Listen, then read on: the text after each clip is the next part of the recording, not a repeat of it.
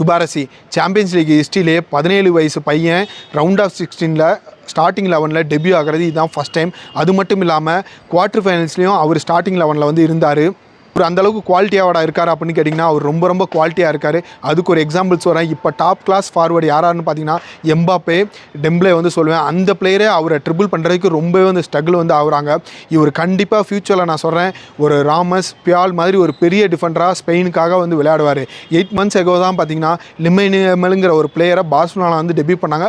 அவரு ஸ்பெயினுக்காக வந்து ஆடிட்டு வந்து இருக்காரு. ஸோ 16-17 வயசுலேயே வந்து பார்த்தீங்கன்னா இவங்களுக்கு வந்து ஒரு பெரிய அச்சீவ்மெண்ட் பண்ணிட்டாங்களோ அப்படிங்கிற மாதிரி தோணுது. ஏன்னா இப்போ தானடா இவங்க விளையாடவே ஆரம்பிச்சிருக்காங்க அப்படின்னு கேட்டிங்கன்னா இப்போ இருக்க காம்படேட்டிவ் ஃபுட்பாலில் ஸ்டார்டிங் 11ல் வரதே இவங்களுக்கு வந்து ஒரு பெரிய அச்சீவ்மெண்ட்டாக தான் வந்து பார்க்குறேன். ஏன்னா அதுக்கப்புறம் இவங்க ஃபோக்கஸ் வந்து பண்ணிடுவாங்க. ஆனால் நம்ம இந்தியாவுக்கு வந்து வந்துட்டோம்னா 16-17 வயசு பையன் படிக்கவும் செய்கிறான், ஸ்போர்ட்ஸ்லேயும் வந்து இருக்கான்.